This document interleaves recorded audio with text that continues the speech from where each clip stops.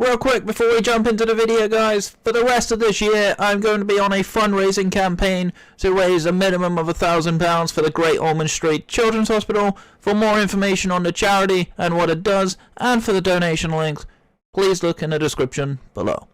And thank you all for your continued support. Enjoy the show.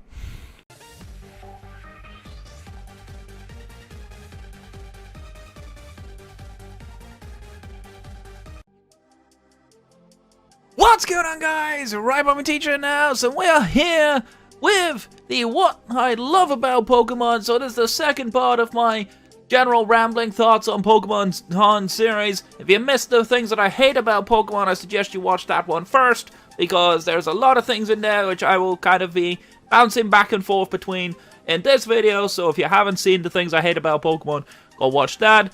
But this is going to be the things that I love about Pokemon, and it could be things around Pokemon or just the Pokemon itself. There's a lot of different things that we can definitely talk about during this video, and of course, after you've been playing a game for 25 years, you're going to love a few things about Pokemon. At least there are a little bit if you're a grandpa like me, otherwise you won't be playing it still. And the first thing, and I think the thing that is the most underrated thing about Pokemon, is that there is literally something for everybody in a Pokemon game. If you are a story mode player, there's plenty of different stories for different regions for you to explore and play through. That's always cool. And even then, like, you've got, within that, you've got shiny hunting, you've got collecting, completing the Pokedex, you've got competitive play. Like, there's so many different things. There's fan games, there's ROM hacks, there's a lot of different cool things you can do. There's challenge mode runs, there's even speed running, which people do nowadays. Like, there's a lot of really, really cool things that you can do within a Pokemon game, and I think that's really awesome. And that is definitely something to love about any any game in general. But the fact that Pokemon has this is definitely an underrated, but something that I love dearly when it comes to Pokemon in general. The next thing that's the biggest one that I love, and it's especially true in Sword and Shield in my opinion, is music. So Pokemon historically have always had really, really good game music. Whether it's really good battle scenes, impactful rival themes, the champion music, Mustard's music in Sword and Shield, shout out to Matt Flame for that one, it's one of his favorite pieces of music. But like, there's so many beautiful pieces of music within Pokemon, and there's just so many good ones out there. It's impossible to even like name like the best, because there's just so many of them. And I think that's super exciting, and you know, props to the musicians at Game Freak and the Pokemon Company and whoever does them, because it's just so good and I really enjoy them. And that's probably my favorite thing, aside from the Something for Everyone, is probably the music. The next thing that I really love, and this is something that's happened a lot more in recent gens, is global inspirations. And what I mean for that is the first few gens of Pokemon were based in different regions in Japan, but since Gen 4, I think, no, Gen 5, like, we're seeing like Pokemon be based in all kinds of different regions around the world. We had New York and the States in Gen 5, we had obviously France in Gen 6, we had Hawaii in Gen 7, and then of course we had my favourite personally, because I'm biased, but the UK in Generation 8 of course, which is awesome. I love the fact that Pokemon are branching out all across different parts of the world.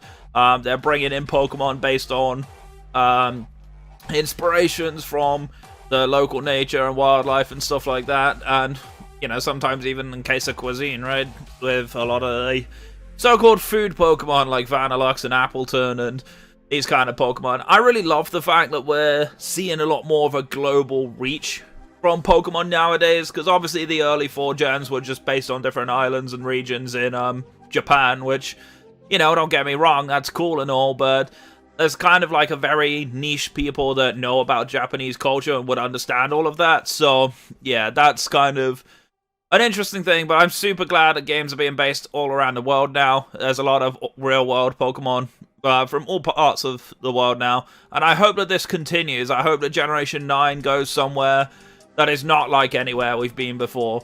I know, like, some of the PokeTubers out there, like True Green 7's been doing a region based on the Middle East. You've got Loxton and Noggin doing a region in the Pacific Northwest.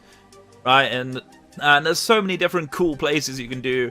There was even a Pokemon, I can't remember who it was. I think it was Mr. Buddy, who used to do, like, what if Pokemon was in X country? And there's, like, Italy, Sweden, Germany, all sorts of different countries around the world that could have, like, really cool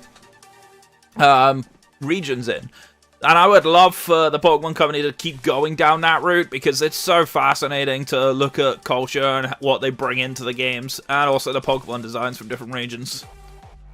The next one that I particularly love is a controversial one. I'm going to get a lot of flack for this one. I love the fact that National Dex is not a thing anymore, or like at least in one full Pokemon game. Now, before you shout at me, and before you yell at me, and all the bloomin' Dexiteers out there that complain about this one, the reality is, the reason I like this more is because if we had a full National Dex in the Pokemon games now, there would be a bunch of Pokemon in the games that are there for the sake of it and don't really make sense for the region they're in. And the reason I like the fact that it's not a full National Dex is the Pokemon that are in the regions, in Galar specifically, particularly in the main games, actually belong there thematically. And I think that is something that we definitely need to kind of appreciate a lot more, because I think it's very underappreciated in terms of what we actually get. So I'm happy that we don't have a full National Dex. Obviously, a lot of people are, probably all the people will be like, oh my god, no National Dex, it fucking sucks. Well, it doesn't in my eyes. I love the fact we don't have it anymore. I'm glad that the Pokemon Company and Game Freak and everyone that's making these games are actually making the Pokemon make sense for the region nowadays. And the next thing, kind of going into a similar vein here, the thing that I love the most are lore and theories. I mentioned TrueGreen7, who does a lot of like art stuff and things like that, but also dives into the concepts of a lot of Pokemon. Loxton and Noggin and Birdkeeper Toby are some of my favorite YouTube channels to watch, and these guys do a lot of theories and lore videos and stuff like that, and origins of the Pokemon. And that's really fascinating to me. I love kind of exploring like where these Pokemon came from, how they came to be, and it's such a fascinating thing to look at. It's made me appreciate Pokemon that I probably wouldn't have liked otherwise. A good example of this actually is the Pokemon Orbeetle. So Orbeetle, when I first saw it, I didn't think too much of it. It just looked like a ladybird with a big head.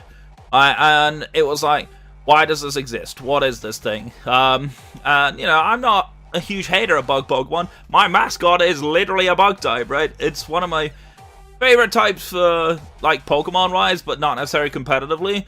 But, originally when I saw Orbeetle, I didn't think that much of it, but when I realized what it was based on, in fact, it was based on Radar and the evolution of it, and how it comes about, and then its G-Max form, of course, is like a big UFO, I actually appreciated it a lot more, and I've used it in draft leagues countless times. People started memeing on me like I should be Orbeetle teacher after a while, because I literally kept drafting Orbeetle for a while. I think I drafted like G-Max Orbeetle in 2 different drafts in a row, and then I drafted regular Orbeetle in the draft after that, so that was kind of funny. But yeah, like, I really like how lore and theories give extra depth to Pokemon, and I love the concepts behind certain Pokemon, and I think that's what makes it super fascinating to me. So yeah. The next thing, and it's one that is pretty much a big deal for me as a content creator, is replay value. Now, there's so many cool things that we can do within Pokemon. Right now, if you're not following my Twitch channel, you should be, but if you're not, we are doing a Nuzlocke Gauntlet from Generation 1 to Generation 8. We're just Nuzlocking every generation of Pokemon. We're currently on Gen 6 right now. Those videos, of course, are up here on the YouTube channel. Feel free to watch them if you've missed them. But it's super fascinating to me that, you know, every randomizer Nuzlocke is different. You know, you're gonna get different Pokemon constantly. You may end up using Pokemon that you would never use otherwise. And that's something that is really fascinating, and I love that. The fact that you can just play the same game over and over again, but every playthrough will be different, especially when you randomize it. The one thing about this that I wish was a thing is that the Pokemon Company, Game Freak, and everyone who makes Pokemon games actually builds in a randomizer Nuzlocke mode, I think that would be so much more fun. It's not even that hard to do. Like, a lot of these fan games and ROM hacks and a lot of side games have done this, so I don't see a reason why like Game Freak couldn't do this, and I hope that in some point in the future they do, because it adds so much extra value. It makes the games actually more worth buying and actually just constantly playing, and I'd be happy with that. Obviously, there are ways to randomize games anyway, with the exception of Sword and Shield, although there is ways to randomize Sword and Shield right now, but they're very buggy and not particularly good. So, yeah, that's the thing. But for me, I really do enjoy like the replay value. I love just doing different playthroughs and stuff like that, and I never get tired of playing even the old games, right? So that's the best part about replay value. And the last thing, and probably the most important thing I love about Pokemon, is you guys. The friends I've made along the way, the people that I've met, whether it's through Draft League, whether it's through my playthroughs on my streams and stuff like that, or just in general, like the people that I've met, for the most part, the people that I enjoy working with in the Pokemon community and stuff like that. Like, you guys make a lot of things happen, and it makes Pokemon a lot more enjoyable, right? To have friends playing with you or playing against you in some cases. I will be looking at doing collab playthroughs again soon. I have one collab playthrough already lined up for after the Nuzlocke Gauntlet is done, so that's going to be exciting. I can't wait for that one. But yeah, there's so many amazing people I've met. I can't name them all, it's too many. But yeah, everyone who watches these videos, everyone who watches my Twitch, everyone who talks to me on a regular basis and stuff like that, even people who only talk to me every so often, like, you guys make Pokemon amazing. And that's the best part about Pokemon to me, is the friends. And, you know, obviously there are not everyone. There's a great person, as I mentioned, and the things I hate about Pokemon, there is toxicity in the fan base and stuff like that. But for the most part, I've done fairly well to steer clear of those people. So I'm excited for that. But yeah, and I hope I make many more to come. There's bound to be so many more people in the world that we haven't come across yet. Whether it's people in Draft League, whether it's like playthroughs with new people. And I look forward to those moments, and that's going to be the best part of it. And I hope that as generations go by, there's just so many more memories we can make throughout the game. Because after 25 years, I still haven't quit playing Pokemon, so hey-ho. But yep, those are all the things that I love about Pokemon. If I've missed anything, let me know. Oh, if you disagree with some of what I've said, feel free to let me know as well. I'd love to hear from you. And let me know what you love about Pokemon. But either way, thank you all so much for watching. My name is Rybomi Teacher. Stay safe, stay awesome, and I'll catch you guys in the next one. Take care.